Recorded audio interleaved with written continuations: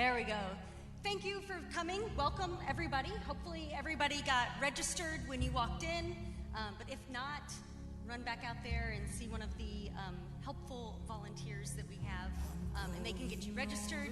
Not only will that help us keep track of who we've got here, but that's also how you're entered to win one of the drawings that we got later on, so you want to make sure that you've got your name in there. If you're watching our live stream or viewing online, when I checked a minute ago, we had about 25 people joining us online. And then we've also have 2 remote sites. We have viewers in Williamsville and in Wapapello as well. So welcome to you guys. And again, make sure that you register. Again, there are drawings for each of those live stream sites. And then those of you who are watching us online, the registration link is posted for you as well on our Facebook group. So I just wanted to say welcome before we get started, introduce a few people for you, because we're going to rotate on and off who's going to be speaking here. But that way you guys will kind of be familiar with who we've got, and we don't have to stop and introduce everybody every time. But I want to start off by introducing the Wayne County Broadband Group as a whole. So if you are a member of the Wayne County Broadband Group, if you wouldn't mind to stand up for just a minute so people can see you and see who's been involved. Thank you to you guys. I really appreciate all the hard work that everybody's put into this. We've been meeting since the spring, and so this group has put in a lot of time meeting recently, even weekly, but bi-weekly leading up to this. And so we just want to thank you for what you're doing in the community. But I especially want to say thank you, and she may get mad at me, but thank you to Julie up here for kind of leading this group and helping us, because this would not have happened without Julie. So a special thank you to her.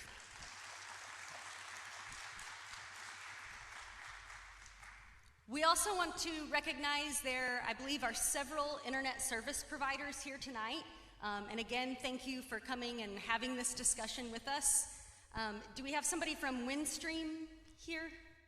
Yeah, we have some gentlemen from Windstream up here. Boycom? Do we have anybody from Boycom? And then Connexon. We have somebody from Connexon. And then any other internet service providers that I missed? Just wanted to make sure.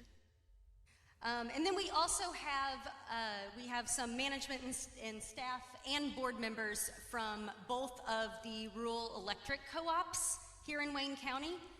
We'll get into this in a little bit, but there are 2 separate electric co-ops in Wayne County. And so we want to just recognize both of them. So if you are with Black River Electric, if you could maybe wave your hand a little bit so people could see you. And we have Ozark Border here as well. Yeah. Thank you, Mr. Shrimp in the back. So we appreciate everybody taking the time to be here tonight. I just want to give you a quick overview of our agenda, what we'll be covering, so you guys have some expectations here. First, we're going to talk about Wayne County's internet status. We'll talk about the survey results. A lot of you in this room participated in that community survey, and we really appreciate that, and we'll tell you a little bit more about that data and how that will be used here in a little bit. We'll talk about Wayne County Broadband Group's work. We'll talk about what public funding there is for the expansion of internet. We'll talk about what you guys can do, because that's why we're here, right? How can we as a community make a difference and make this happen? So we will talk about some action items and what you guys can do. We will give the internet service providers and the electric co-ops a chance to speak as well if they would like to contribute to the conversation. We do have some time set aside if they would like that opportunity. And then we're going to have a public question and answer session. So you guys will have an opportunity to ask us questions, ask the internet service providers questions, the rural electric co-ops. There will be a chance for that. So just be ready for that and be thinking what questions you have or you might want to ask, because there will be an opportunity for that. Okay, so I am going to go ahead and pass this off to Aaron, and he is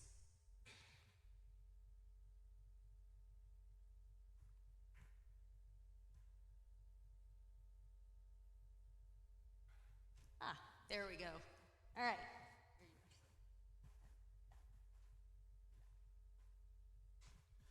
All right, thank you, everyone. I just want to second what Ms. Centel had to say about Ms. Gronsky. She has made such an enormous commitment of time and effort to our community.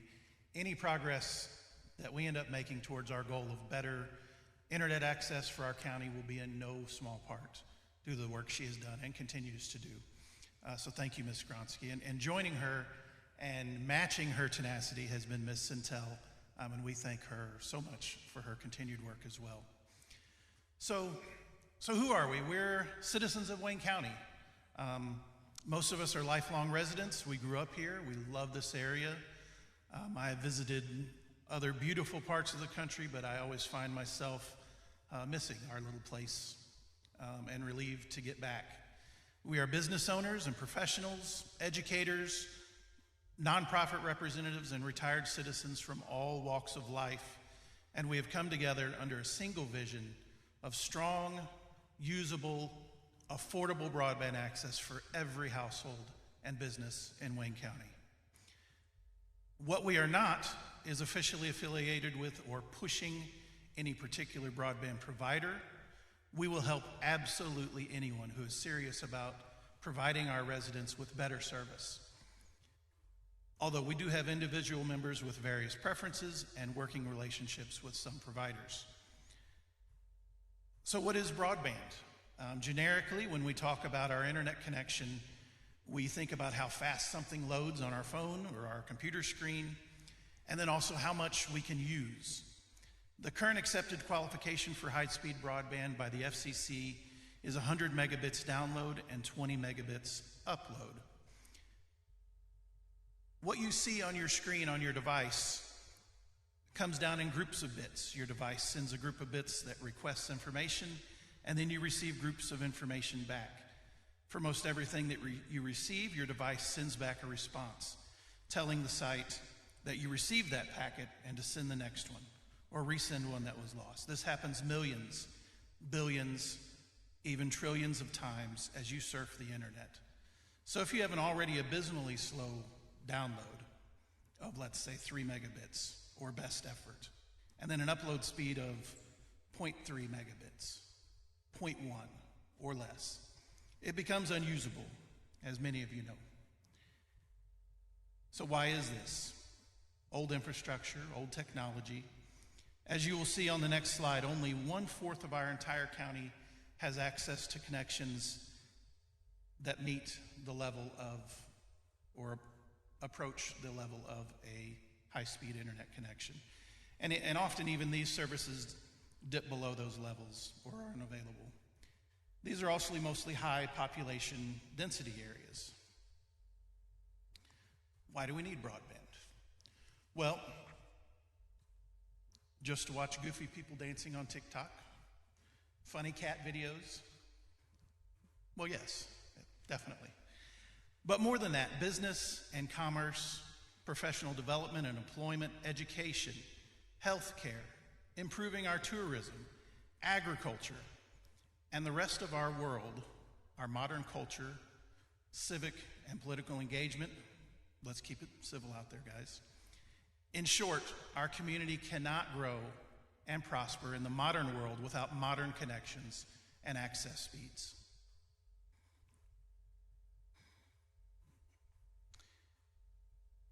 So this is a map of unserved and underserved locations in our state.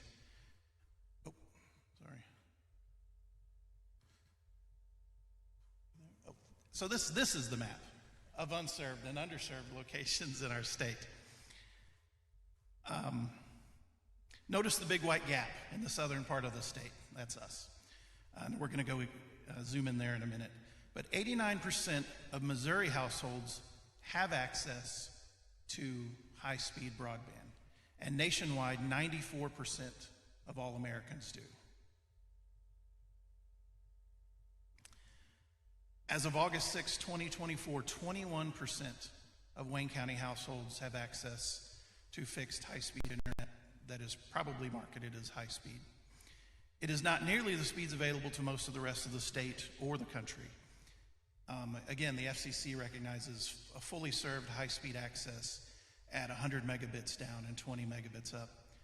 12% of our county's households have this level, compared to 81% of Missourians and 90% of America. That leaves 79% of Wayne County households completely unserved.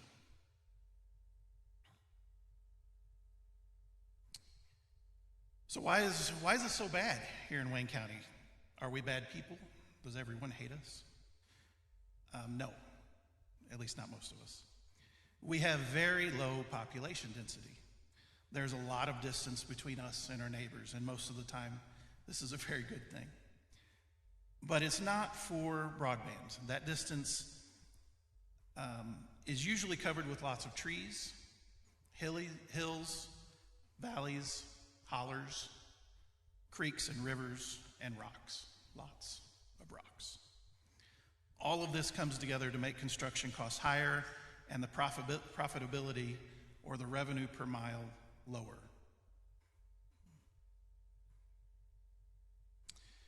This map from the Missouri Association of Councils of Government, MACOG, again shows those terrain and canopy challenges that we have compared to other parts of the state. So I'll turn it back over to Jessica, and she's going to go over the survey results from the survey that everyone took.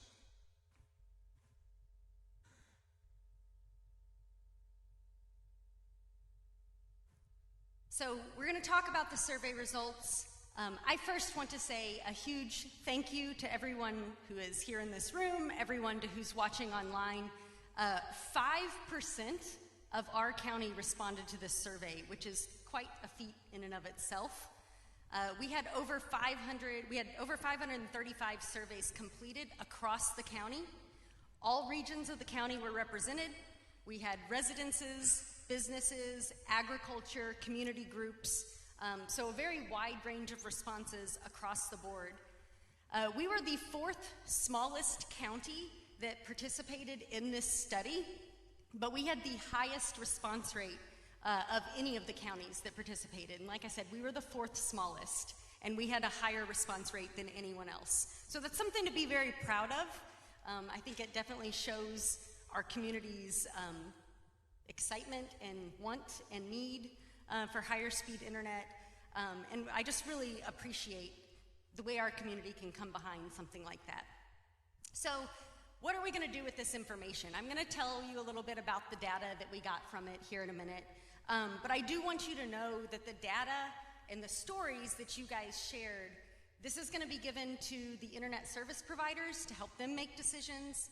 It'll be provided to the rural electric cooperatives to help them make decisions.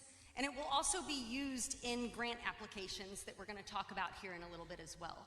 So all of this information is useful, and we really appreciate the people who took time to kind of type in the tell us your broadband story and tell us your experience, because we will use, in fact, I'll even give you some quotes and examples here in a minute of things people have said in response. So thank you for that. Just kind of to give you some context about the responses and about kind of the data that we have, 50% of the respondents were from the Piedmont area. That is from the 63957 zip code. So that doesn't mean the city of Piedmont itself, that's the wider Piedmont area. Like I said, the whole zip code, 63957. But that data does line up proportionally with the census data for the county. We actually have 49% of the county's population, according to the census data, resides within the 63957 zip code. 50% of our respondents were from the 63957 zip code. So that does line up proportionally. Overwhelmingly, most of the respondents have Windstream as their internet provider. You can see on this graph up here, the bottom line, the bottom on the bar graph, that is Windstream. Boycom was kind of the second runner-up. They had the next highest number of subscribers, and then the rest were all fairly tied for other internet providers. So just to sort of give you kind of a picture of what we saw. Our findings, you guys ran the speed tests, and we actually submitted what your internet was doing on the download and upload speed as part of the survey.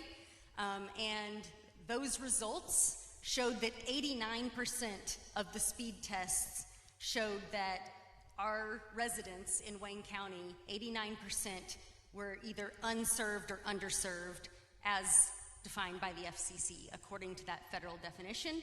And that lines up exactly with federal data.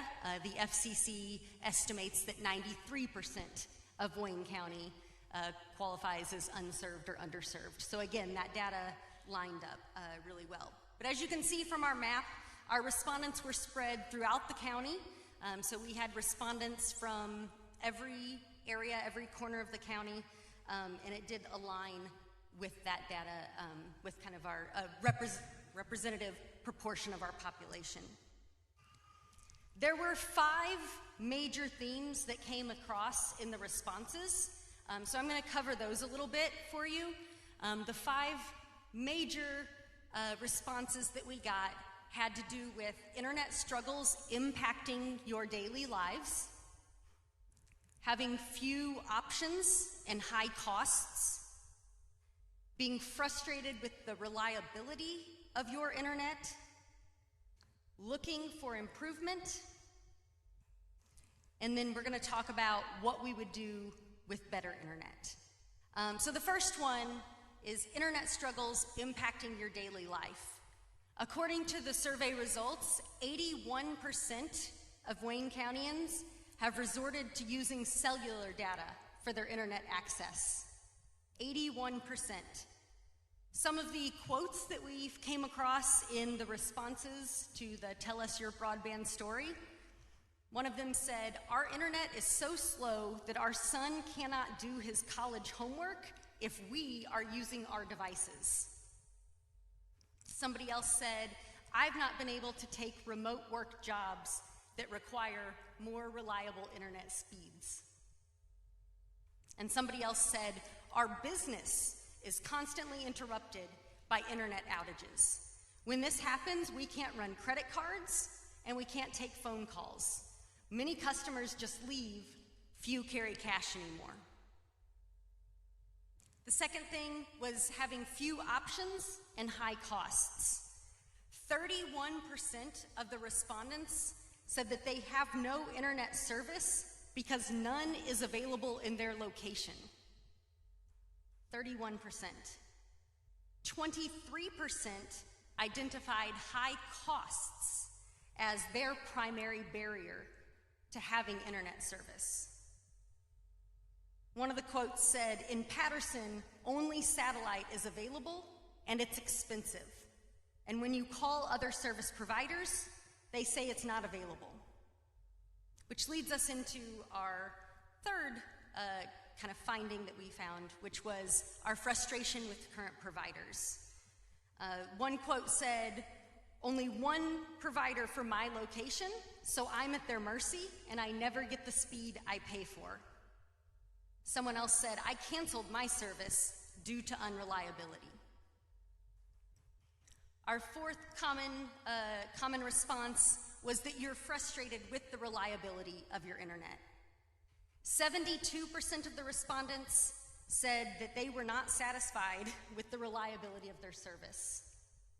93% have no access, or their access is so limited that it meets that FCC federal definition of unserved or underserved.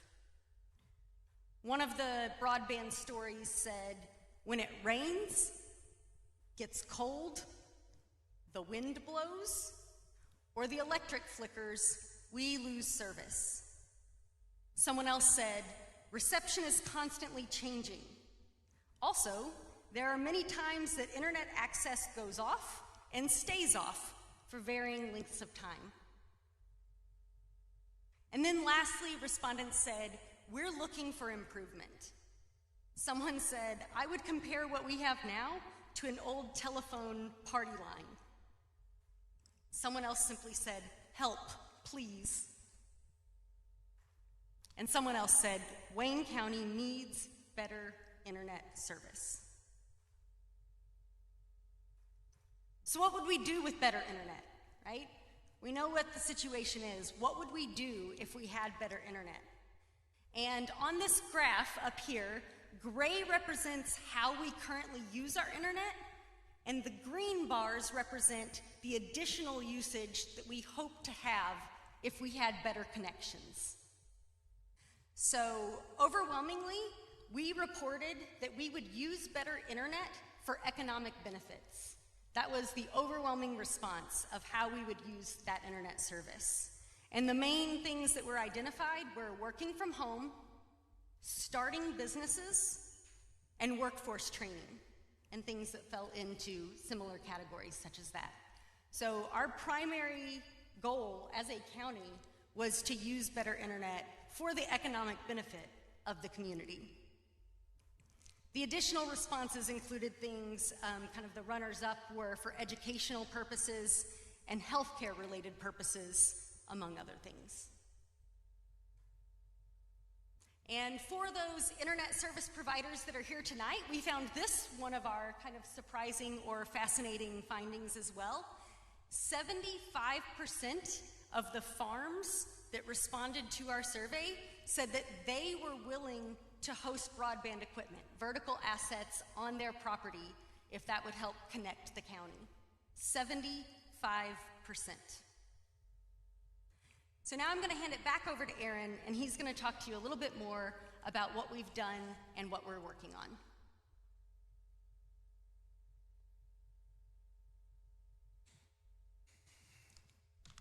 All right, thank you. So what have we been doing? We've brought together more than 500 Wayne County residents to advocate for a better internet service. Thank you to Miss Donita Burchard for her work on the Facebook group. We're so happy to see how good that has become. We facilitated the survey to gather concrete data on your internet experience, and as Jessica mentioned, of the other counties who also took the survey at the same time, we had by far the highest response rate. We've spoken directly to ISPs about Wayne County's need for better internet. We met with representatives of Black River Electric Company and Ozark Border Electric Company, two electric cooperatives, to request their partnership in improving connectivity for Wayne County. We met with Missouri's Office of Broadband Development to discuss grant funding for internet expansion in our area.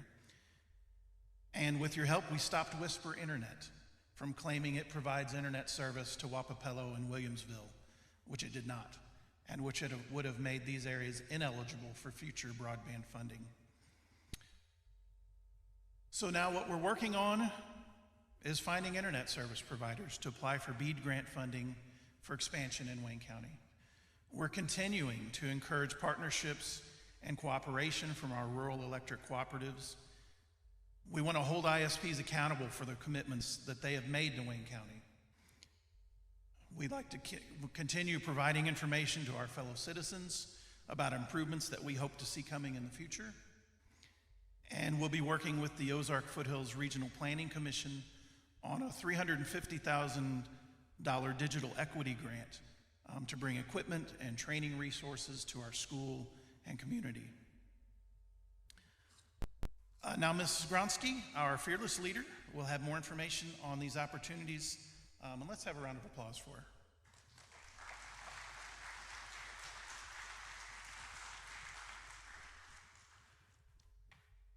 Thank you all. Please bear with me. I am the most technologically challenged of the three of us up here. So I may need someone to show me how to advance the screen here.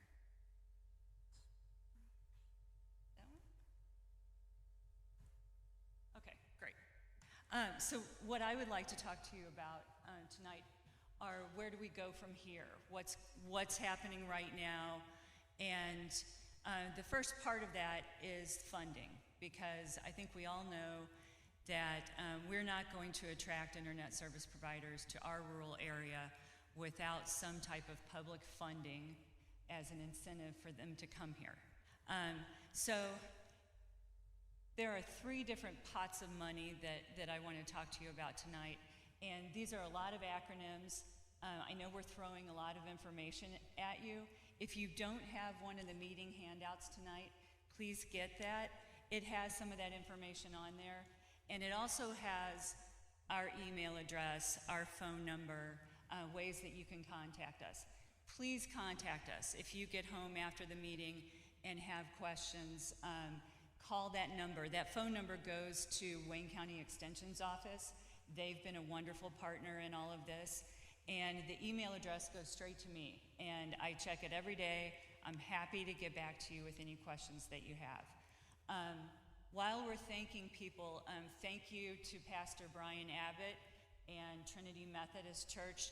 They have been wonderful to us, hosting this meeting tonight, but also hosting our group meetings since we started getting together back this spring. So now on to our pots of money. We're going to start with ARPA, which is the American Rescue Plan Act. And the reason we're starting with ARPA is we have ARPA funding at work in Wayne County right now. We have projects going on in Silva, Patterson, and Greenville that Connexon is building and connecting fiber to customers right now. So Connexon, thank you for investing in Wayne County. And they're partnering with Black River Electric and hanging that fiber on their poles. Black River, thank you for supporting this project and making your infrastructure available. These are all very important partnerships. One other shout out I would like to give is to Benton Technical Services. You may have seen Benton's trucks around town. Is anyone from Benton here tonight? Oh, great. Oh, there's Jeremy right there. Great. I'm sorry, these lights, I can't see everyone very well. So Benton Technical Services is, I think Jeremy told me, an Illinois-based company, but Jeremy Kentz, our Wayne County resident, is a partner in that company. We have several of our group members work for Benton. And how many Wayne County residents work for Benton? 25. 25 people in Wayne County are employed by Benton Technical Services. And these are the guys who are doing the work, hanging the fiber and getting it to your homes. So if you see Benton's trucks out there, pull out of your driveway, make space, let them in, they're bringing fiber to your home. So ARPA money from the state of Missouri and the federal government is paying for these partnerships, and it's bringing fiber right now. See if I can do my slide now. There we go. Oh. So this map is kind of hard for you to see. I think Leslie has a better map. She's going to show you in a little bit. The dark green at the top of the map are small little parts of Wayne County that are getting fiber right now. And those connections are going to be made very soon if they haven't already been made. Leslie will tell you a little bit more about that coming up. But most of you are not in those tiny little polygons, including me. So the question is, what about the rest of us? And the rest of us are coming along too. What am I doing, Brian? There we go. Okay. So besides ARPA funding, we also have RDOF funding, RDOF, the Rural Digital Opportunity Fund, and this fund is federal money that's paid out over a period of 10 years. And awards were made from this fund in 2020. We had 3 award winners in Wayne County: Connexon, Charter, or you may know them as Spectrum, and LTD Communications.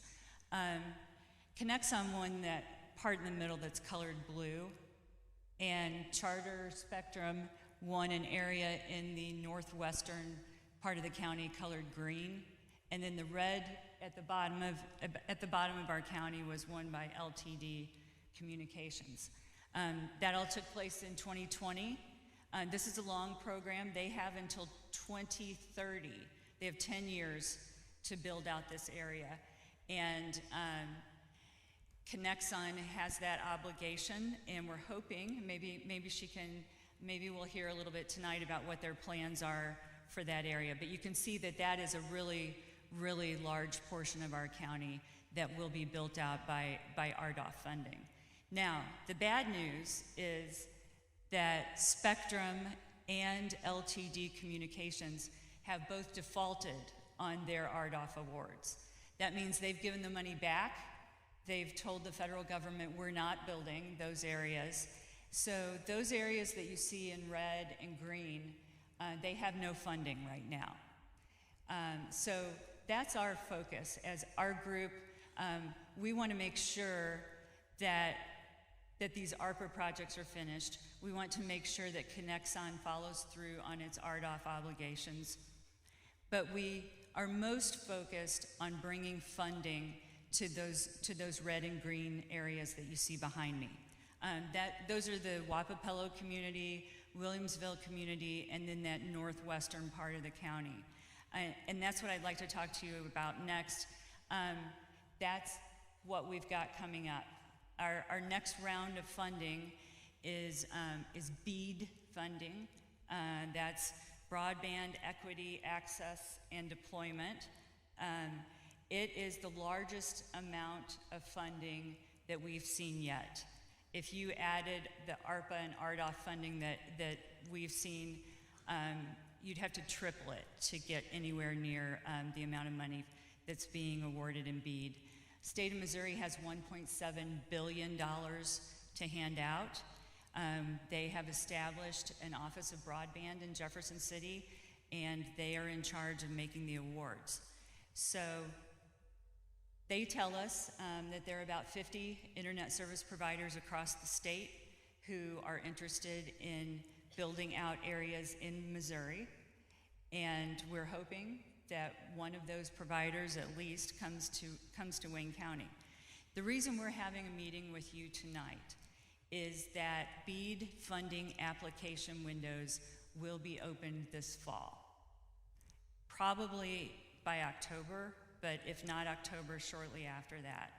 And we want to be ready as a community to support any internet service provider who's interested in submitting an application for our area.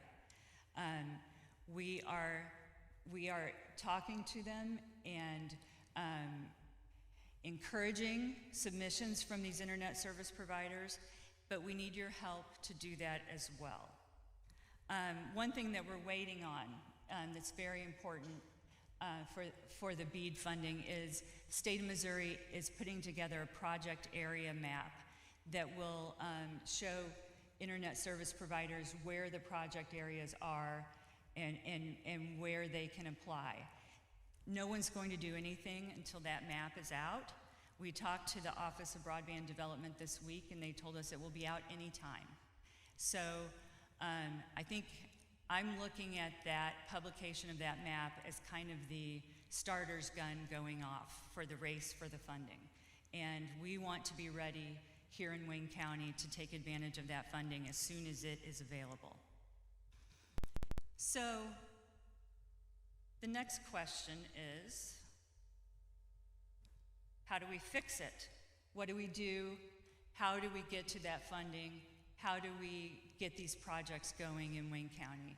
And besides the funding is there, the state has it. We have to start submitting applications. We have 3 groups that we need to come together to do that. First one are the ISPs. We have Connexon and Windstream in the house tonight. Connexon and Windstream have both made investments in our community already. They are our most likely partners, and we want to work with them if they want to apply for BEAD funding. But the second group that we need involved are the rural electric co-ops. And they're both here. They're here to listen, they're here to support. They've been meeting with our group, and we believe they are a good partner to have in this application process. Black River and Ozark Border, thank you both for taking the time to come tonight and to listen to what our group has to say, but also to what our residents have to say. And then the third group of people that we need are you. Without community support, these grant applications won't go anywhere. So you've already done your work. If you've filled out your survey, you've already done the work in helping us prepare those grant applications. We need you to continue to do that. We're going to ask you to do some specific things for us in just a bit, but keep in mind, the three of us together, we can make this happen.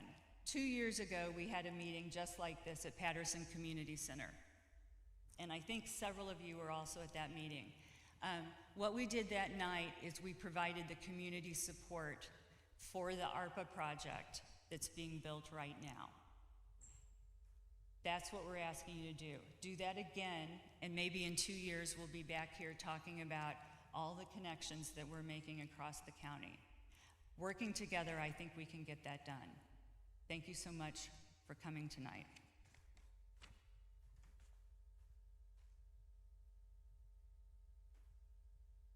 So now I'm going to talk some action steps. What can these different partners that Julie just mentioned, what can each of us do to make this happen? So first, I'm going to specifically address Connexon. Again, Windstream, that's not like leaving you out. I do want to make clear, Aaron pointed this out earlier, we are not excluding any other ISPs from this conversation. We're not promoting Connexon over other internet service providers, but Connexon has met with our group several times. We've invited all the internet service providers in Southeast Missouri to come meet with us. Connexon has taken us up on that and met with us. I will also add that the Benton Institute helped us run the community survey and help do the study on Wayne County.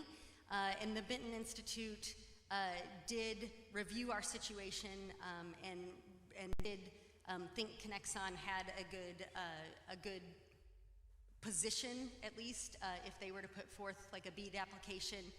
And Connexon is currently building and expanding access. They're the only internet service provider that is currently expanding internet access in Wayne County. So I just want to make that clear, why the slide says what we want Connexon to do tonight. So there's kind of 4 takeaways there. That is to prioritize the Black River Electric and Ozark Border Rural Electric Cooperative feasibility studies. Like Julie mentioned, the electric co-ops have partnered with us. They have met with us several times, and we appreciate their willingness to be here tonight and to have this conversation, but their agreements with Connexon can't move forward until feasibility studies have been done and they have that data and information.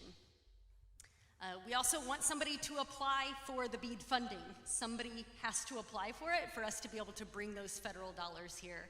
There is a lot of money available right now. It is specifically available for unserved and underserved areas, but somebody has to apply for it. The next is we would like them to promise to bring connections to all or underserved rural electric cooperative member owners, not just small pieces of that puzzle. We would like them to bring connections to all of us who are and underserved. And then last but not least, we are asking that they partner in whatever way works to make this happen. We recognize that not every electric co-op is the same. Not every area is the same geographically. And so partnering in a way that makes sense and that will work to make this happen. So that's what we're asking of Connexon or any internet service provider that would like to be involved in this. Next, we'll talk about what the rural electric cooperatives can do for us. And so we've got kind of the same type of takeaways that we would ask of them. One, ask your member owners about their need for better internet access. Every single one of you in here tonight, if you get electricity from Ozark Border or from Black River Electric, you are a member owner of your rural electric cooperative. That's how our electric cooperatives work. And so we would ask that the electric cooperatives would ask their members about their internet access needs, and their need for better internet service. We also ask that they would follow their missions to continue to empower their members and support growth and progress in your service areas. Rural electric cooperatives 100 years ago were founded with the purpose of bringing electricity to rural, unserved and underserved areas where it wouldn't have been economically feasible for a company to bring power. And so we have them to thank for that, and they have that legacy, and they have that role that they still play in our communities, and it's extremely essential to every single one of you in here. And so we just ask that they continue to follow that mission. This is really kind of just the modern representation of that same problem 100 years later. We are unserved and underserved in this area, and this is how we are going to grow and progress, especially economically, but like we mentioned, in educational purposes, in training purposes, and in healthcare. This is how we're going to be able to grow like that. We would also ask that your rural electric cooperative boards also meet directly with the internet service providers. We know that management and staff of your rural electric cooperatives have met with internet service providers that are involved, and we want to thank you for that. We thank you for both partners for being willing to have those conversations. So we're just asking that you take that a step further, that the boards now meet with those internet service providers. And we ask that you would reduce barriers to the internet service providers as much as possible. Again, we recognize that not every cooperative has the same situation. That's going to look differently, perhaps, for different electric cooperatives. So realistically, we understand that. But to reduce barriers in a way that makes sense and makes this feasible and workable for you. And then last but not least, we would ask that the boards of the electric cooperatives would vote to bring high-speed internet to Wayne County and hopefully the rest of your member owners as well. And next, we have takeaways for you in the community. So the first of those are kind of fairly basic. To stay connected with us, the Wayne County Broadband Group. I know that most of you are members of our Facebook group. We have over 550 members in our Facebook group, and we appreciate that. We appreciate you guys staying involved, paying attention to the information that we put out there, staying engaged. Like we said, in addition to the people sitting in here tonight, we had, when I first looked before we actually came in here and started, we had 25 people online. We also have people at Williamsville, at Wapapello. So this is, some substantial community engagement, and we appreciate that. So stay connected to us, stay involved. We invite anybody who wants to be involved to volunteer with our group. We are open to new members. The more people we have working on this, the better. We would especially like if anybody is interested from the Williamsville or Wapapello area. We have fewer members from those regions. They are represented, but of course we would like more representation, more input. So if you are from one of those areas especially, we would love it if you would be interested in volunteering with our group. And then sign up when broadband's offered in your area. These are companies. They do have to have subscribers to make this work. And so you as a community, when broadband is available and high-speed internet is available, we encourage you to sign up for that service and take advantage of it. But we've also got some other actual action items you can take tonight, and that's what we want to talk to you about next. So the first of those is that we want you to check your status on Missouri's broadband map. You can see the broadband map. We have links to it in our Facebook group, but we actually have that website not only up on the screen, but we have that website on your handout.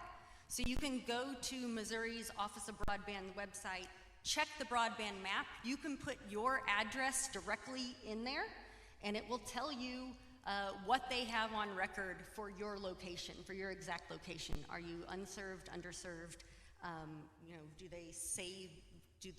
Is the type of internet they say you have accurate? That sort of thing. The second thing you can do is you can contact your electric co-op board and management. Not everybody is aware how electric co-ops work, but as I mentioned a minute ago, everyone in here is a member owner in their co-op. And most of us are just like happy when our power is on, and we appreciate when they come to work on our lines when our power goes out. But you can actually engage with your co-op and be involved in your co-op. Like I mentioned, co-ops have a long history of helping our communities develop and flourish. And so we just ask that they help us to continue to do that. They are the only infrastructure that already goes to every location in the county. And that's why they will make such an excellent partner in this. So as we mentioned earlier, Wayne County is served by 2 rural electric cooperatives. About the top 2/3-ish of the county is served by Black River Electric. The bottom third of the county is served by Ozark Border. Both of these co-ops have connections to each and every one of us, not only residences, but businesses in Wayne County, and they have the infrastructure to connect all of us.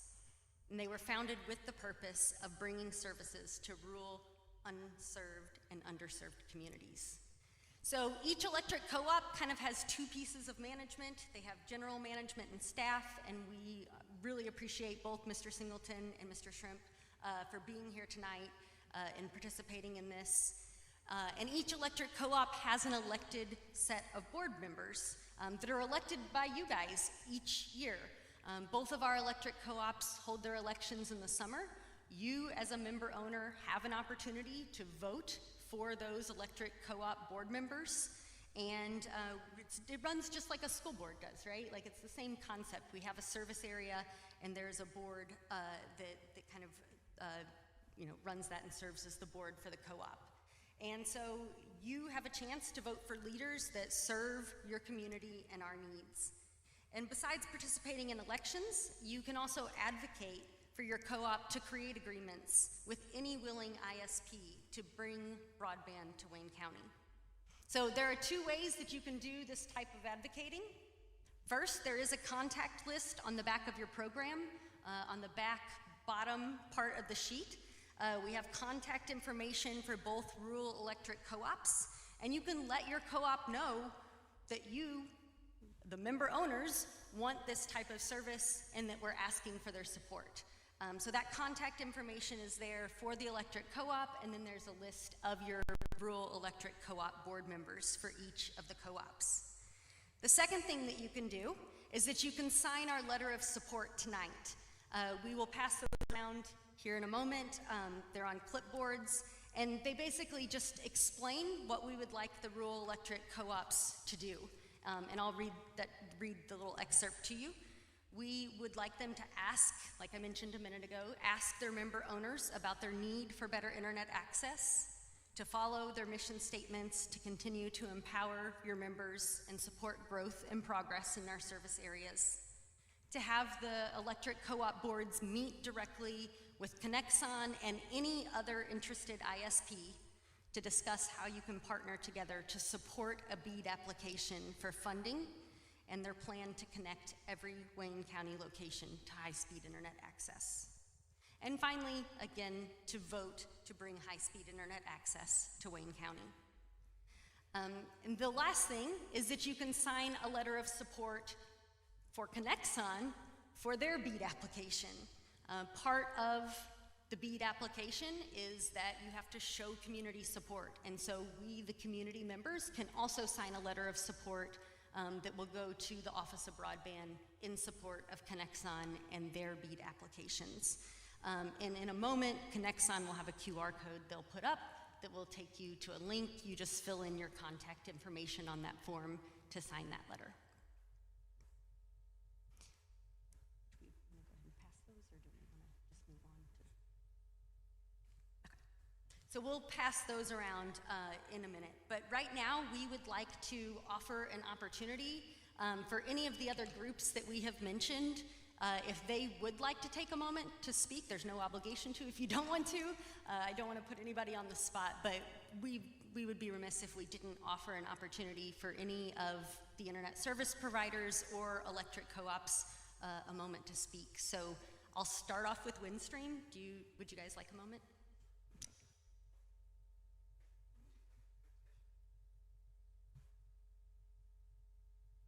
Hello, everybody. Good to see you here tonight.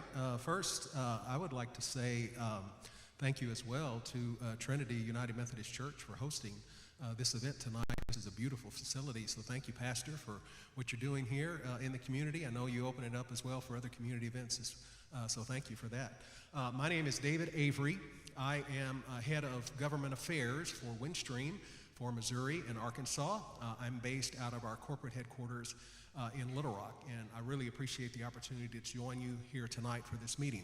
I also want to thank Jessica and Aaron and Julie for your help in putting this program on and for all of the work that you have put into trying to get better internet access throughout this county. So I applaud you for what you're doing, and I applaud you as a community as well for making a priority to get better internet access. We know how important that is for a whole host of reasons that we just talked about, either working remotely or doing classes online or telehealth, or yes, even quality of life, so you can stream those videos from Netflix or TikTok or wherever that you want as part of that. I will say just a little bit about Windstream for those of you who may not be aware. Windstream is a privately held communications company headquartered in Little Rock. We were created in 2006 when we spun off from Alltel. Alltel was a wireless company and a wireline company. They spun off the wireline company into Windstream in 2006.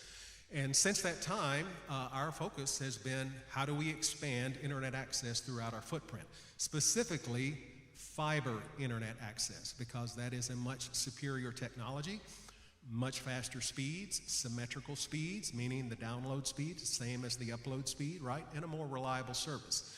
So we've been doing that with our own capital investment. We've been in the middle of a multi-year $2 billion network modernization program. We serve primarily rural areas in 18 states, so very rural areas, sparsely populated. It's hard to make a business case to expand fiber internet everywhere, as we have talked about here tonight. I'm very pleased with what we're able to do here in Piedmont. I believe a couple of years ago, and we expanded fiber to the home to about 900 locations.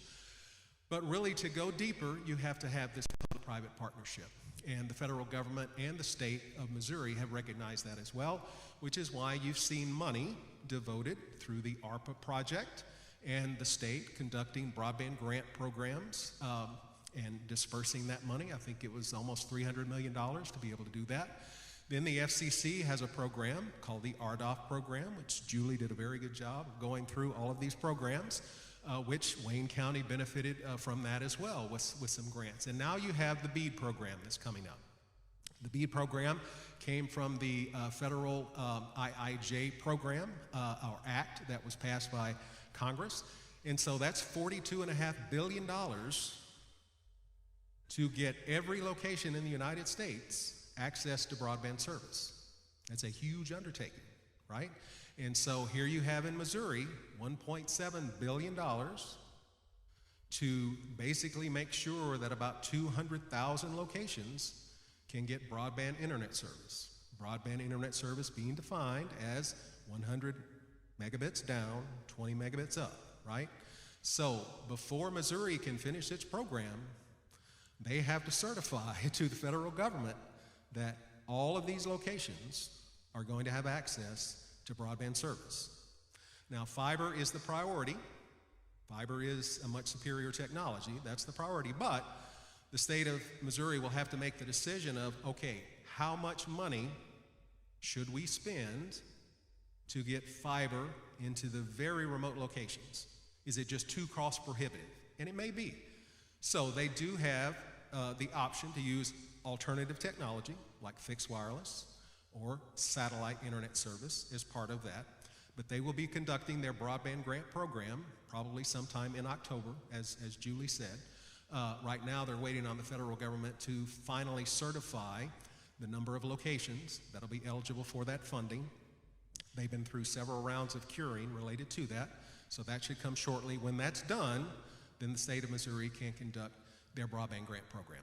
And Windstream, obviously, we've been invested in this community, in this county for a long time. We expect to look at the project areas that the state will put out for bid as part of that, and then we would come back and ask for community support for these applications because we want to, again, get broadband service out to as many locations as we can throughout our 18-state footprint. But I appreciate you being here tonight. I appreciate the opportunity just to share a brief word with you. I will be here at the end if you want to have additional questions. Also, my colleague, Derek Minnick, is here. He is our local operations manager for this area. So if you have any service issues, glad to talk with you about that as well. Again, I just want to say thank you for what you do. And when I talk to B.J. Tanksley, who is Missouri's broadband director the next time, I'm going to tell you, folks in Wayne County, they're engaged on this, and so I applaud you for that.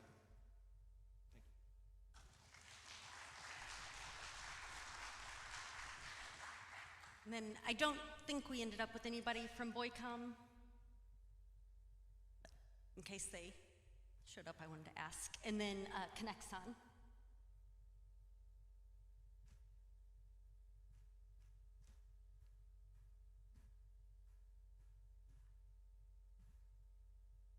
Good evening, everyone. It's a pleasure to be here this evening. I've been to Wayne County several times, but this one is a lot different.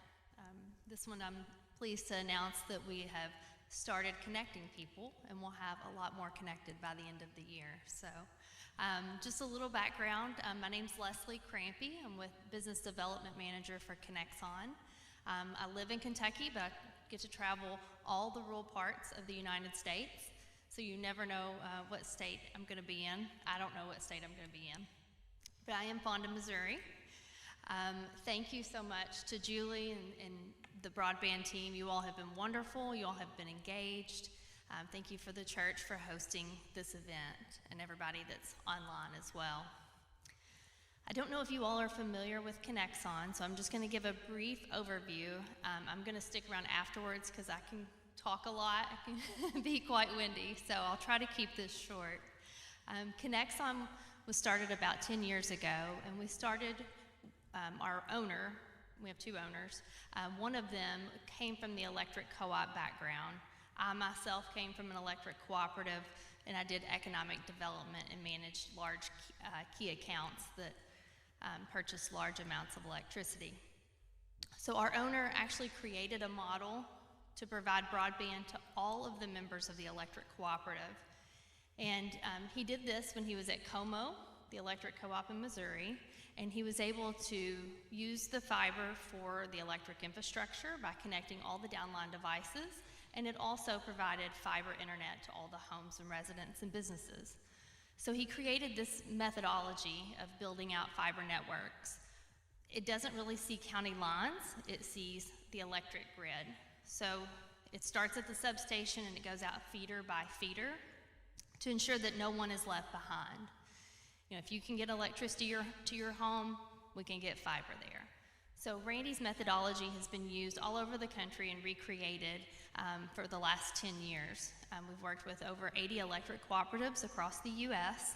and several different models that we offer on ownership and if they want to own the fiber, if they want to be an ISP. And then Connexon created our own internet service providing business as well. So for those co-ops that don't necessarily want to do that heavy lift. And now we're even getting into where we own it and we operate as the ISP.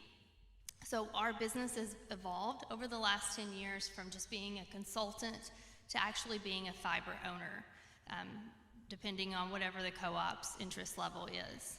So when we build out to these homes and businesses in rural America, we only offer fiber to the home, and we offer 3 different packages. There we go. 3 different packages. So our basic package is 100 megabits per second. The upload and the download is the same, it's symmetrical. On all of our packages, there are no data caps and no throttling. So you won't reach your data cap, halfway through the month and then be throttled. So the first package is 100 megabits per second, and that's $49.95 a month. The middle package is 1 gigabit, and that's $79.95 a month. And then 2 gigabit is $99.95. And we do participate in any federal programs that help subsidize that. Right now, ACP went away, but if there is a new program, we would participate in that as well. So we feel like that's very reasonable. The way that we partner with electric cooperatives is, they have the infrastructure that's already there to serve every home. Whenever we work on a project, we have to do a lot of make-ready engineering. That's to go out and look at the poles, figure out what needs to be moved, whether it's a transformer, help me guys, transformer, other communications that are on the lines.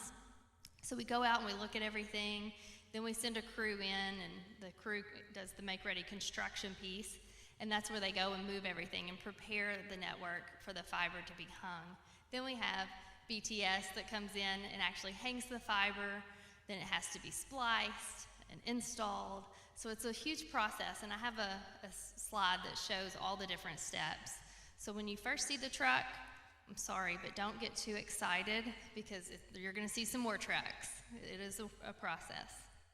But by working with the electric cooperatives and going through that process and making sure that they're comfortable with the way that we're working on their network, I hate to say it, but a lot of co-ops have been burned by other communications or telecommunication companies by not maintaining their network and not working cohesively with the electric co-ops and damaging things that are on their electric system. So that's their number one job, is to maintain the integrity of the electric system, to provide safe and reliable and affordable electricity. So that's what they're there to do first. The second part is we pay pole attachments to attach to their poles to provide service. So like I said, we go feeder by feeder. Let's see here. We'll go to, okay. So this is kind of hard. I do have a printout in the lobby of this map, but this is where Wayne County put out an RFI for their ARPA funds. Connexon participated in the ARPA RFI, and we were awarded this money. And that was actually to connect 479 homes and businesses in this area. By the way that we typically work, we work with electric co-ops. We didn't just pick these 479 homes and businesses and say, that's it, we did it. We went all the way down the feeders, and we are connecting an additional 1,846 homes and businesses for a total of 2,325 homes in this area. So the money that Wayne County was investing with the ARPA funds for, not even 500 homes has turned into over 2,300 homes for this project. So kudos to Wayne County. And this is, just for your all's record, Silva and Patterson substation. We talk about substations and the feeders that go live. So it's in Greenville area, and we have 2 customers connected, and we will have all of the 2,325 completed by the end of this year. So if you all are in this area on the map, please go ahead and sign up for service, and I'll show you how to do that on the next slide. That's just going to our website, Connexon Connect. They throw C words in here all the time. We have Connexon, Complete, Consult, lots of different C words. So go to this website, type your address in. It's no commitment.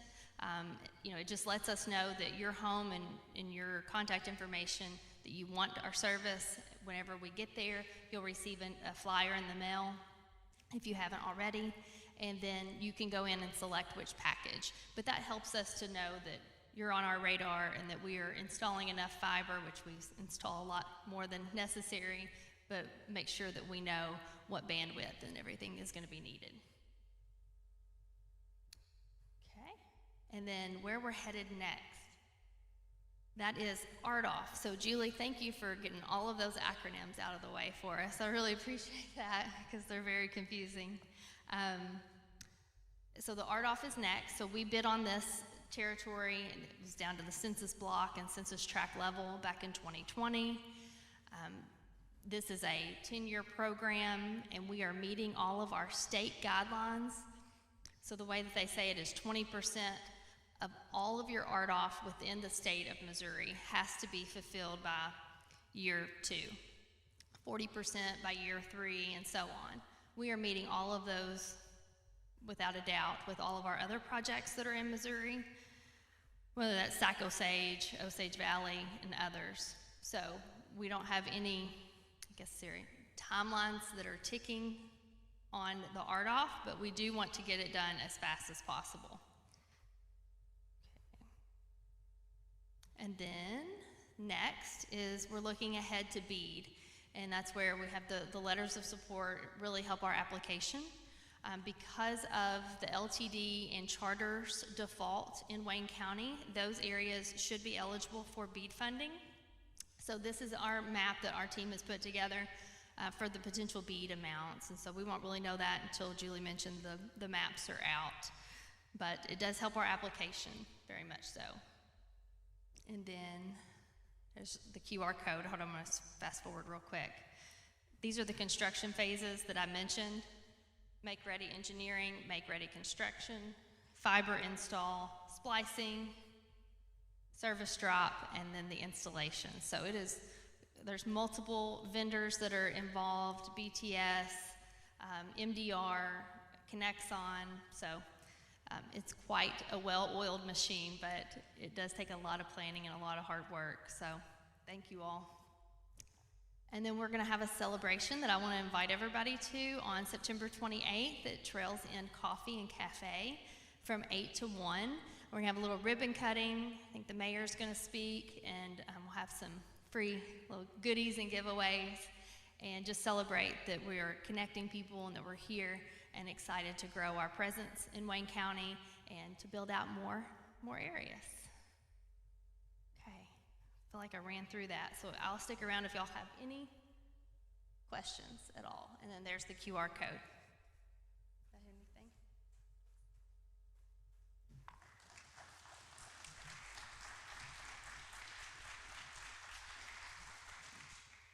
So if you want to sign the community letter of support for that BEAD application, you can use this QR code. You hold your phone up, open the camera, and it'll pop up with a little link you can click on. And like I said, you just add in your contact information. Next, we'd like to offer the electric co-ops. If either of you would like a chance to speak, you are more than welcome to. Mr. Singleton, if you want to come up. It's Black River Electric.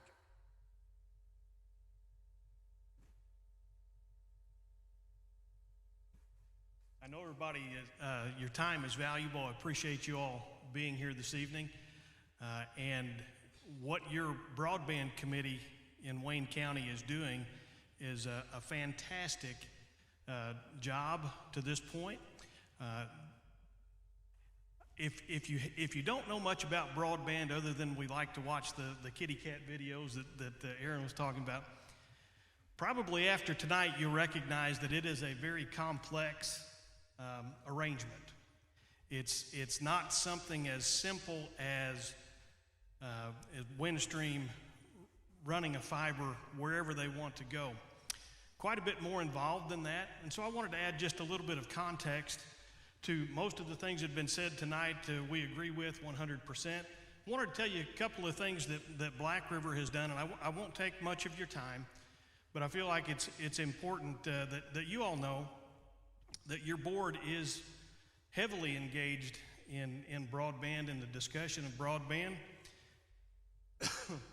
As a matter of fact, we have to go back to the early 2000s if you really want to start with our board of directors' involvement with broadband.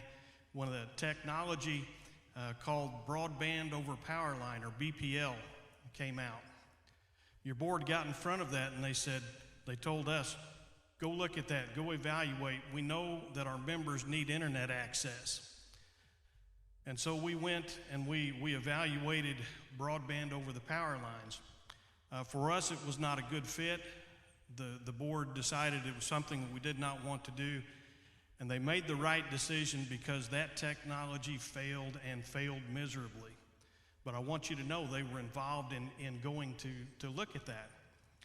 The second one we looked at, your board, when satellite internet first came out, Wild Blue. I don't know if any of you have had any experience with a company called Wild Blue, or it's now HughesNet. Our board said, hey, this is exciting. This may be what we need. Go look at it. We brought back a proposal, a business case. Quite frankly, it didn't fit exactly. And I will tell you that 2 months after the board looked at that, the company that ran Wild Blue said, oh, we're sorry, our beams, they use spot beam technology for the satellite internet, all of our beams south of I-70 are full, we can't take any more subscribers. So again, your board evaluated that, looked at it, said, I don't think that's the right fit, and they were correct. Let's fast forward to the RDOF auction that everybody has spoken about this year, or tonight rather. In 2019, your board heard that there was going to be a substantial amount of money available in the RDOF auction to provide internet for rural areas. So again, they said, let's go look at it. As a matter of fact, we brought in 2 outside consultants to run feasibility studies. Both of them came back and said the same thing, and I believe it was Aaron earlier that said, you know, one of the things that makes this area some of the best places to live and work are our topography, our lakes, our rivers, our creeks. But obviously, those are some of the biggest challenges that you face putting together a broadband or an electric system for that matter. Feasibility studies both said without a significant amount of government funding, this never works. It cannot work. And that was 2 consultants, Connexon being one of them, that did this work for us. And even them in the business, encouraging us to get in the business, they couldn't make a great business case without a significant amount of money in the RDOF auction. So what did our board do? Our board said, go ahead and go in the RDOF auction and let's see if we can get a significant amount of money. So our team put together a plan. We worked with a bidding consortium run through Connexon. And there was approximately $100 million, give or take, that was available within our footprint, our service territory. So we stayed in the auction for 10 or 11 rounds. At the end, we received a whopping $1,500. We needed tens of millions of dollars to make the project work. So what that means is RDOF obligated funds, as we've heard, to other providers, not only in Wayne County, but across our service territory. So I just wanted to let you know that your board is already engaged, have been probably since before most of us even knew what broadband was. They've been evaluating because they recognize the significance and importance of what it can do for our service territory. So we certainly appreciate, we have 2 of our board members here with us tonight, Harold Ellinghaus and Bill Hovis. They've been proponents, along with the rest of the board, of doing what we can do to bring broadband to the area. So I appreciate their support. And just a little more context, and then I'll wrap up.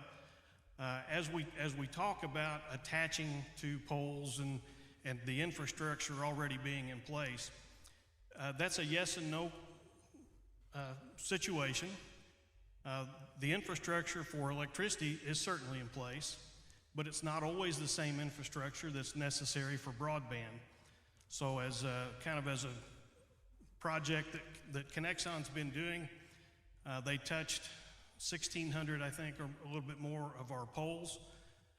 We go out and help them do the engineering study. They've been great to pay for the make-ready work, but it's just not a matter of stringing the fiber because of clearances, because of topography, because of geography. It's pretty complicated. But we also have open access to our poles. So not only do we partner with Connexon, Windstream has been a fantastic partner of ours throughout the years. We work with Boycom, Spectrum. So all of that is available, and we certainly want to impress upon this group to keep working and try to find those sources of funding. And we'll continue to work with the providers in the area to remove as many of the barriers as we can.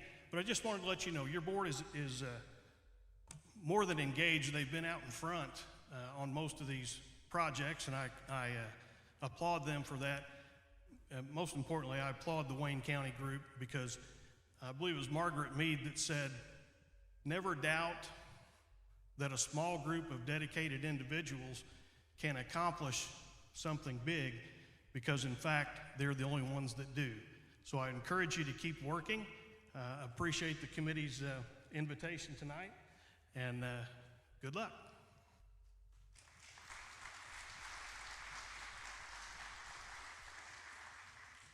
Mr. Shrimp, would you like to? Okay. All right. So next is our question and answer session. So just a couple things. We will, in just a moment, pass around again. It's just a letter of support for Black River Electric. I think we have mostly Black River Electric people here. Our two streaming sites are going to be more Ozark Border customers, but we will have both out, and we encourage you to read through those, and if you agree and just want to send that encouragement to Black River Electric to go ahead and sign that. We also have another QR code up on the screen right now. That is just feedback for us, for the Wayne County Broadband group.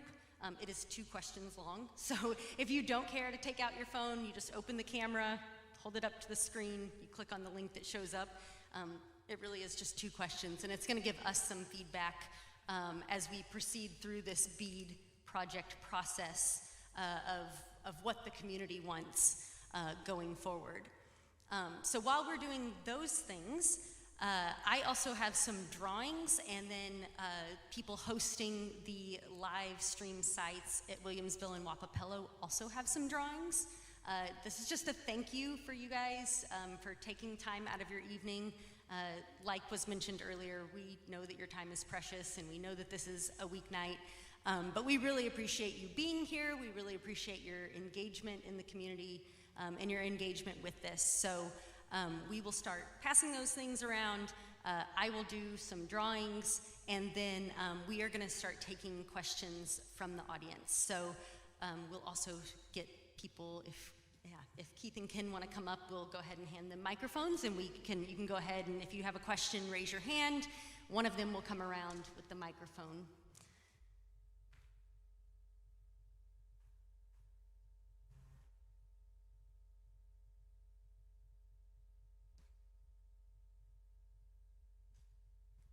So those of you at the live stream sites, please go ahead and do your drawings, and I am starting mine here. As you registered, you were just randomly assigned a number, and so I have a random number generator here, and so I'm just drawing numbers. So the first one we are going to give away is a $20 gift card to Hercules Barbecue, and that is going to go to number 61. And number 61 is Sheila Rayfield. So, Sheila, I can't see with the light. Oh, there's Sheila. Okay, I see her now. Okay, perfect. Thank you. All right, our next one is a $20 gift card to Gooch's, and that is going to be number 58. Donnie Henson.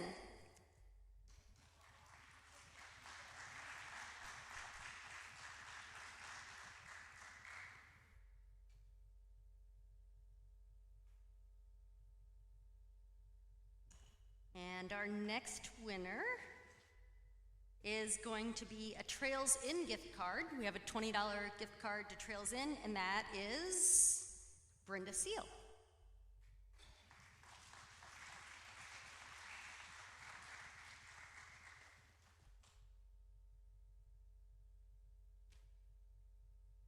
We have one more.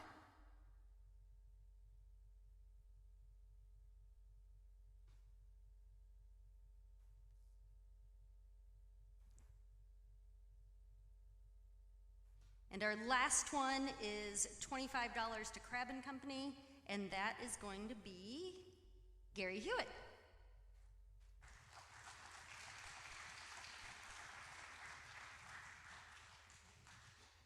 All right. right, so this will start the question and answer portion.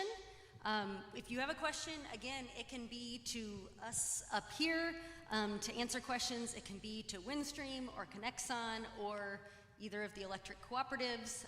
We want to allow an opportunity for the public to ask questions. I will say that if you have like address-specific questions, let's probably refrain from that. Your best opportunity there is to go to the like the Connexon or Windstream website and actually type in your address.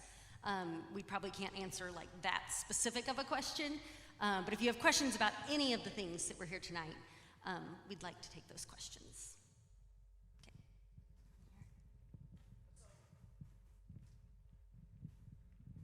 So we have a lot of experience storms here and all that. So what happens if one of the lines come down onto the wire that connects to our homes for the internet? Is there some safety features to protect our equipment if it gets for a shock or overload?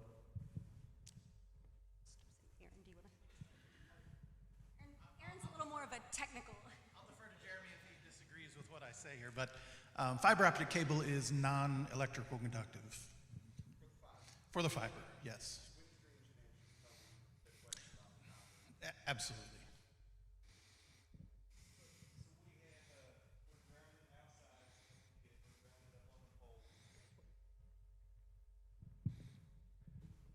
We have a ground wire, ground rod at the house that we ground, or drop coming to the house. It'll be grounded there in the NID. If it's in a pedestal, there's always a ground rod in a pedestal, or it's the cable itself is grounded in the pedestal. Up on the aerial poles, there's usually a ground wire running down all those power poles, and our strand is also grounded on that. Thank you, gentlemen.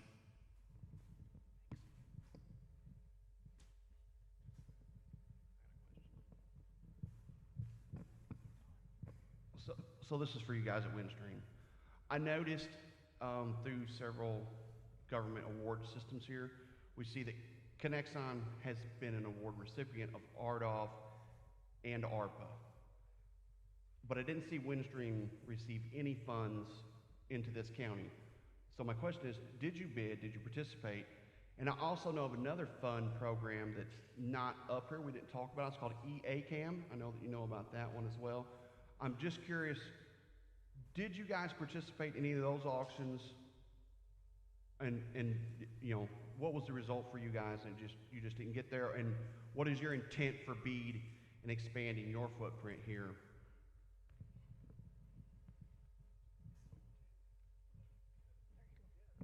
No, that's a very good question. Actually, we were one of the largest recipients of RDOF funding in the country when they did that auction. I can't specifically say regarding Wayne County, but I know that we looked at all of our footprint, you know, and outside of our footprint to bid in that auction. That was a competitive process, and but we were very successful, and we are building that out today. I can get that to you. I don't know offhand, but we're in the process of building that in all of the states where we receive funding, which I believe was in 16 states, and some pretty significant builds, similar to what Connexon received here for Wayne County as part of that. Then you had another question. Yeah, we looked at the ARPA grant program that was there as well. I'm trying to remember if we did submit an application for Wayne County. Honestly, I do not know. I know that we submitted some for some other areas, but I'm not sure regarding Wayne County. BEAD, that was your next program that you were going to ask about. Yeah, what we're waiting on right now is really to see what the Office of Broadband puts out for their project areas. So Missouri is doing it a little different than other states. They're actually defining the project area. Some states are doing county-wide areas, so we're curious to see what they're going to put out for bid. There may be several project areas for Wayne County. I'm not really sure. So until we see that, and then we can start our analysis, and then obviously if we do participate in that, which we expect to participate in the BEAD program. Again, one thing I would say is we have invested heavily in Wayne County for many years, right? And so we want to further that investment and that expansion, right, where we can. We have local technicians who are here, who have been here for a long time, you know, calling on homes and businesses and so forth. You know, this is what we do. I wish that we could get fiber to every home, but obviously, you know, as a private company, we have to make a business decision of where we can. And because of the sparse population, that makes it difficult, which again is why you need to have the public-private partnership, which the federal government realized, honestly, because of the COVID pandemic, with people having to do classes at home or to work from home. That's why you're seeing, you know, this unprecedented amount of federal funding going to expand fiber broadband access. So that's a good thing. You know, I'm encouraged with what, you know, Wayne County is doing, you know, with the ARPA project that was granted, with the RDOF project that was granted, and again, with BEAD coming up, you know, I think you're going to be in a very good position here, you know, for the future, which is good, because this is a beautiful area. I will say that. I mean, I love coming up here every time. It's just a beautiful drive. It's not that easy to get up here from Little Rock, but it's a beautiful drive. You have a, you know, incredible quality of life here, and it's because of the people. You know, that's why you love it. That's why you're here. So, does that help? No, oh, yes, so you had a question about enhanced ACAM. So we are not eligible to participate in the enhanced ACAM or in the original ACAM project. One other thing that I wanted to mention too about the BEAD program that the Office of Broadband has told us is by next July or August, sometime next summer, Office of Broadband in Jefferson City will make sure that they have matched every unserved and underserved location with an internet service provider. They are committed to finding an internet service provider for every location in Missouri that's eligible for BEAD funding. That's great news. That makes us feel good. But we don't want to wait for someone in Jefferson City to decide who our internet provider is going to be.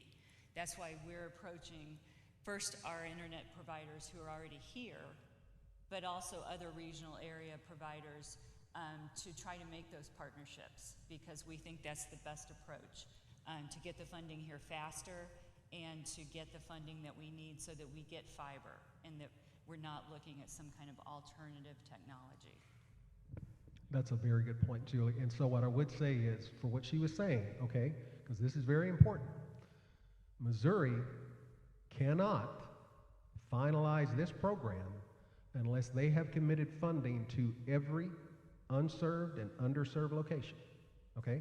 Once that's done through the grant program, they then have to send it to the federal government, to NTIA, to sign off. Yes, you have done what was required of you. Then the state of Missouri will come back and execute agreements with the winning providers to then start the build-out process, right? So that's how all that works. But every eligible location has to receive funding to provide broadband service. And that's good. That's good for Wayne County and really the state of Missouri. So just to give you some perspective, so what was it again in Missouri? How many locations? 200,000? 200,000, so $1.7 billion. Arkansas has $1 billion for roughly 80,000 locations. Okay? Arkansas is in a very good position because they might have some money left over. And I know we haven't talked about this, but it's probably something you probably have talked about before, but that's the non-deployment aspect of BEAD.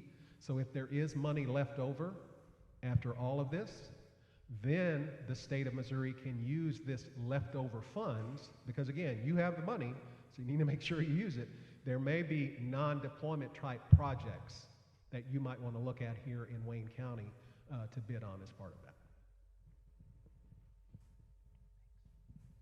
Any other questions from anyone? Hey, Julie, just one Yes. clarification on BEAD as well. You may get awarded for the BEAD application or for the project areas, but you have to spend the money and you have to then get reimbursed with the funding from the state. So you still have to pay for all of the construction out of your pocket and then prove to the state what you spent the money on to get reimbursed. So they don't just write you a check and say, here you go. I wish it were that easy. Yes, and And the state of Missouri also has a pre-qualification period, and what they do is they require people like Windstream or Connexon or anyone else to go through this whole pre-qualification process where they vet the internet service providers to make sure that they have the funding available, that their business is stable, and that they have the technical expertise to actually see the project through to the end. So that's also very good too. We feel good about that. Any other questions? Did I understand a while ago that there might need to be some signal bouncing?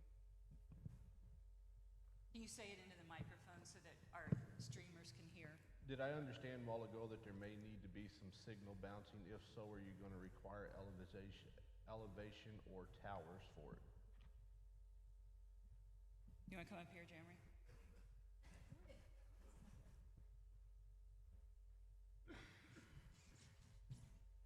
So what we're looking for is fixed, not a wireless scenario, and that's what you're talking about. So those things, we're all using them. It's your phone, right? And everybody here knows where the boundaries of that is. As you're driving, you move, you know, and you also know when the leaves come on and when they go away. So the gentleman from Windstream spoke about, you know, some fixed broadband will be approved through the BEAD program potentially. And it has been used in parts of the country, but it's something that we would rather not see, right? Because there are things that interfere with that. You know, a fixed wired connection is the best. That's just what we should advocate for, is what we should ask for. And LTD Broadband, who won a lot of RDOF money, was a wireless provider and defaulted. They were the largest RDOF winner in the beginning, and they defaulted over $1 billion. And that's why a third of the county is unserved, because they just went away. They shouldn't have won to start with. And it goes back to the qualifications for BEAD. They weren't qualified for that. Nobody in the industry thought that they could pull it off. And they defaulted early, which is kind of good, but I lived in a LTD broadband area, so I was kind of disappointed. So the elevation changes and things like that. And that's why we got Whisper discredited here, because they're a wireless provider, and they had circled some areas on the map, and then when you called to get the service, they weren't really there. So that's where we're at with that. Thank you.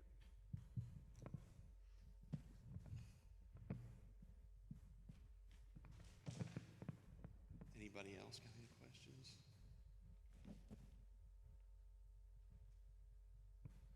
So I'll ask Leslie a question while I'm here.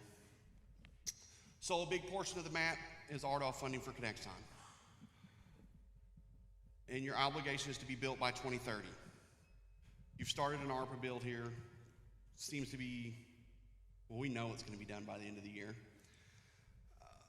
What do you have? Do you know what your timeline possibly will be to continue that build into RDOF?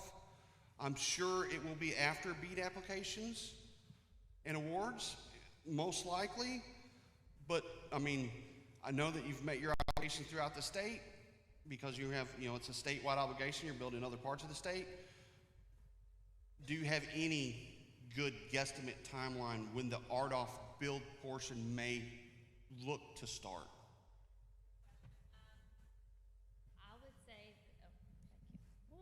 I would say that 6 to 9 months would be a good estimation on the RDOF portion. To start? To start, yes. But the starting's going to be a lot of just make ready, not necessarily connecting homes. We will probably wait until BEAD is, you know, further along before we will fully deploy a lot of resources, because you don't want to get started down a feeder that has BEAD eligible locations, because then you could build yourself out of BEAD, if that makes sense. Right. So if you built an area and it was completed and there was BEAD available, you wouldn't be able to get the funding to help with that build. And that goes back to the electric cooperative talking about the tens of millions of dollars it would take, you know, in your feasibility studies to really get the cell project going. So you don't want to miss any funding. Right, exactly. So typically in the past, you had operational subsidy and capital reimbursement. So operational was just for the ISP portion.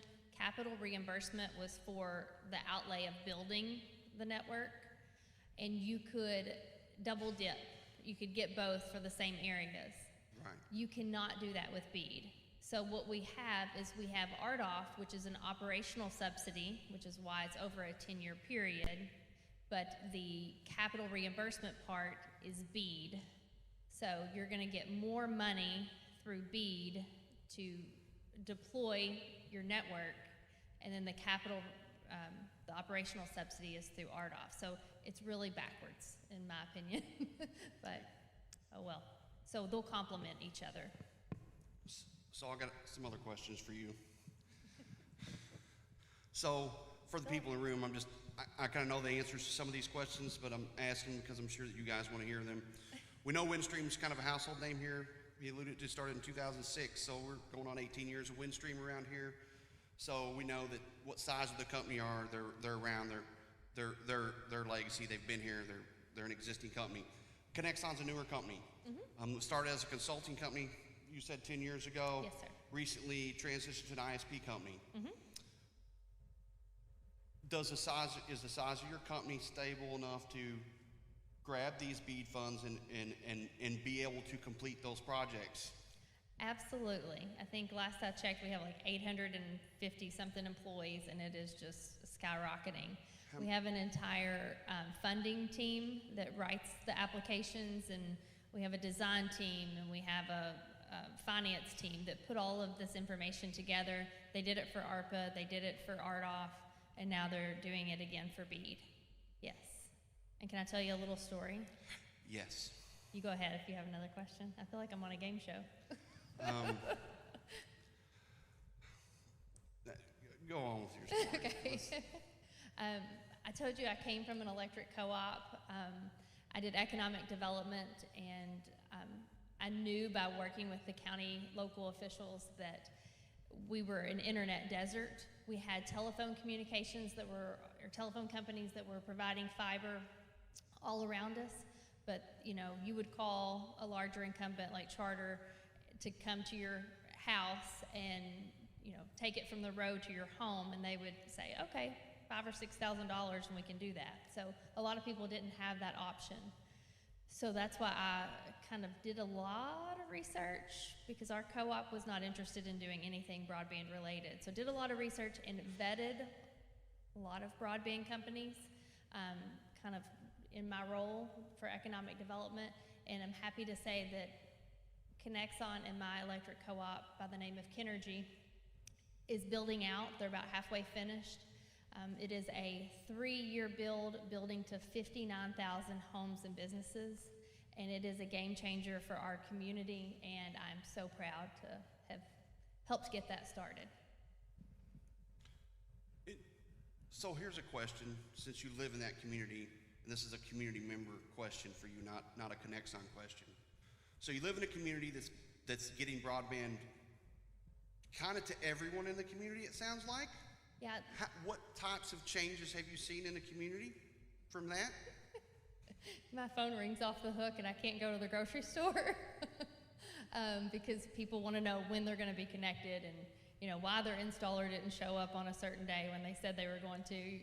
It's just lots of questions like that. But it is growing our community. I know a lady that lived in Utica, Kentucky, and she commuted almost an hour to work and an hour home every day. Now she works from home and she makes about $40,000 more a year by being home and having a remote job.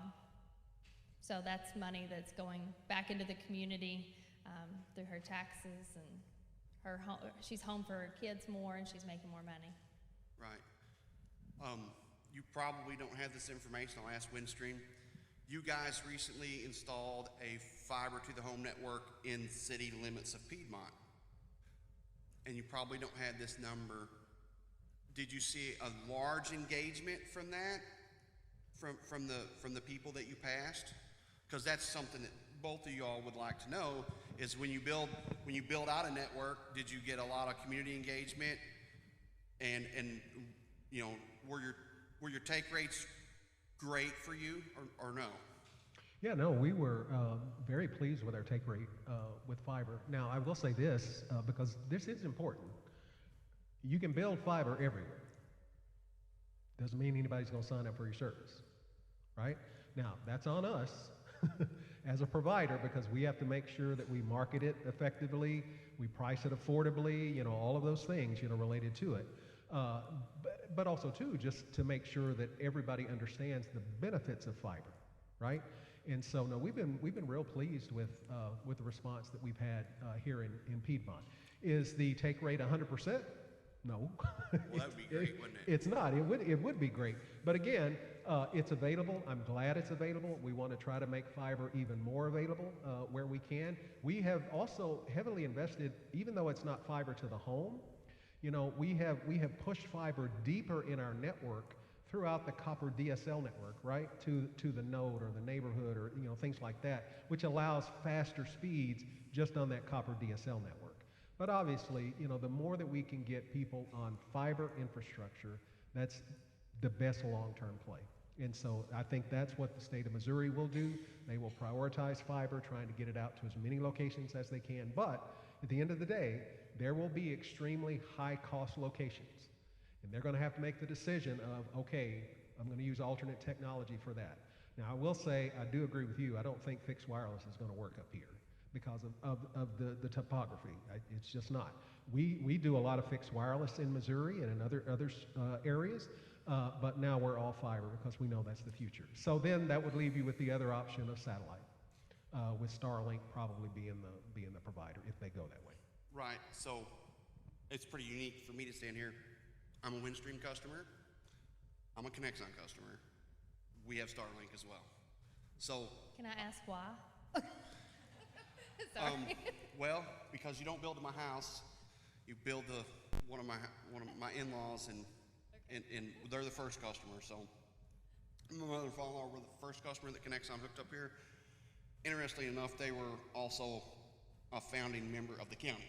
So kind of the first ones here. First one to get fiber internet in your system. But Windstream, they have fiber internet in Piedmont.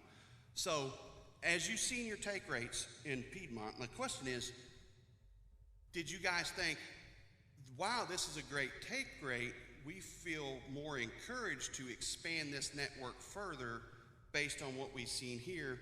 And then the second part of my question for you is, as you talked about expanding your fiber network into your DSL backbone, did that increase the speeds available over the DSL network? And then what are those maximum speeds currently in the DSL network?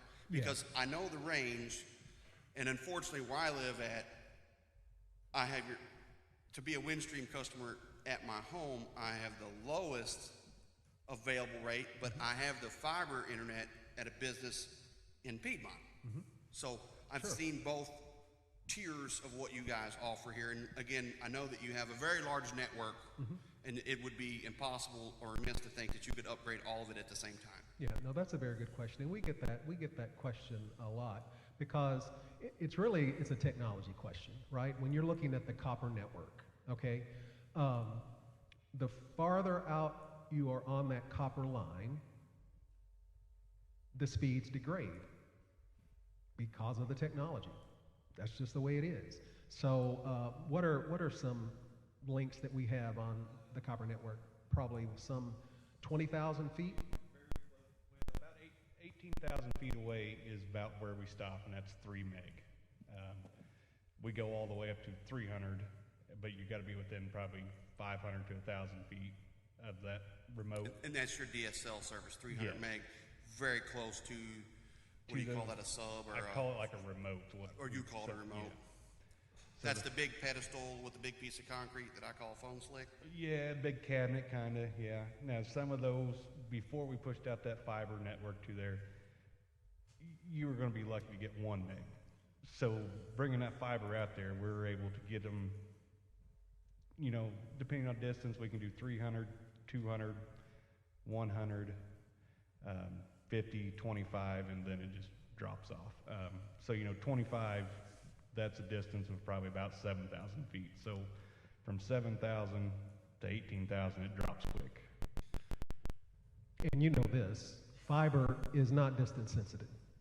That's right. So depending on wherever you live, if you have fiber to your home, right, then it's not distance sensitive. You're going to get whatever speed that you subscribe for that. And it's symmetrical speed.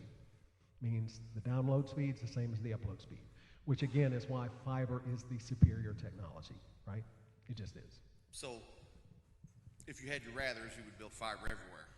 Absolutely. If I had an unlimited checkbook, absolutely I would. Okay.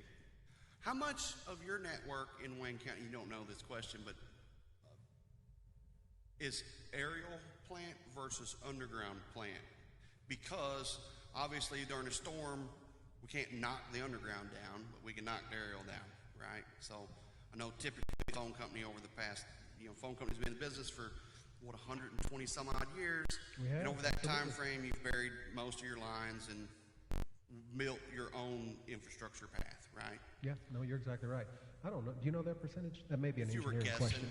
Yes, probably 50-50. I mean, inside city limits, most of it's aerial, and then outside's probably 50-50 aerial versus buried. It's kind of hard to say, I guess. It'd be a rough estimate. I will say this, and I'm glad you brought this question up, because anytime I have the opportunity to say this, I will, all right? Please call before you dig, all right? Especially with all of the fiber work that's going to be going on in this county, it's important. Please call before you dig. We run into this a lot where that fiber line is cut, right? Or a cable is cut because someone didn't call, or in some cases, it was mismarked. From that. But that's very important for underground construction. So, thanks. Can I ask you a question? Yeah. So one question that I it's kind of a Debbie Downer question, but I think it needs to be addressed, and Jeremy may be the person to do it. There are going to be instances when your neighbor has fiber and you don't. And that's really frustrating. Can you explain, Jeremy, can you explain why that might happen?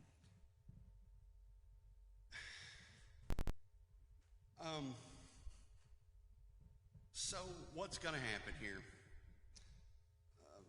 Connexon has currently built a smaller system, and they built to some awarded areas, so we're going to see it go by some places. And I'll give you an example that's right here. This building is serviceable. The people who live across the road are not serviceable on this build. And they feel like it's right there. Why can't I have it? They weren't in the fund. They have been designed. I believe they might be part of RDOF. But that's going to happen. And since our neighbors aren't 15 feet away from us, they're more like, hundreds of feet or even, a couple hundred yards. We may be able to, in the Connexon build I'm speaking of, may be able to service this person and not the next. Their website has been very good about identifying yes or no. And when you've seen the QR code, because we did it, right? So we're the first customer. So we went on and we filled it out. It was very good at identifying the address and saying yes. I would say if it said no, to call the number and talk to the person, potentially. Like she said, if 2,300 people, 2,300 homes are going to be passed in this system, and there's going to be some people across the street that just don't get served, and that's at the moment. I mean, even on the RDOF, the next bigger block that's coming, you may, because we follow the electric lines, so it may be to a feeder. It's sort of like when your power goes out but your neighbor's is still on and you're trying to figure out why. Maybe because their electricity is fed from a different direction. Is that an easier way to say? That it's coming from this direction and the other feeder may be coming from this direction. So this person at the end of the line says, but the house over here has it, I can get it, and that's not the way that it's designed. But we hope to get everybody in Wayne County. And you guys from Patterson are going to notice this the most. The line runs kind of down 34 Highway. So the people who live right next to it are going to be serviceable. But if you, like at FF in Patterson, if you live 1 block away, we didn't build it. That's not built yet. It's planned in the future, but that's where we're going to see that happen. Yep. And you can always call our 1-800 number, and they can double check for you. Yes, that's why I say make the phone call as well. So the message is, it's going to be a little patchy. Please be patient.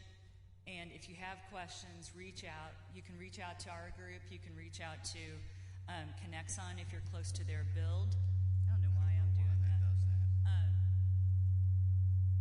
But just be patient, and we'll try to answer your questions about connections as soon as we can. Are there any other, I know we're going on about 2 hours here right now, and that's kind of long for a meeting. Are there any other questions for either of our ISPs or our rural electric cooperatives? Okay, well, thank you all so much for coming tonight. Please stay connected with us, and we promise we will continue working and reach out anytime you have a question.